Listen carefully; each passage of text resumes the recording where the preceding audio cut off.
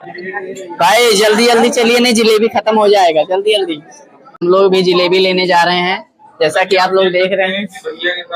हाँ, अब हम, हाँ आइए आइए, आप लोग भी आइए, जिलेबी लीजिए, आइए। वाह, जब देखिए जैसा कि देख रहे हैं, जिलेबी और दही। चलिए आप लोग भी लीजिए, जल्दी जल्दी आइए, आप लोग आइए।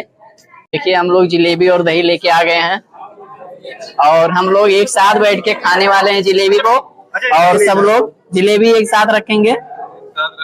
हाँ, उसके बाद में बहुत बहुत धन्यवाद अंजनी सर को, जो हम लोगों को हर महीने कुछ ना कुछ खिलाते रहते हैं।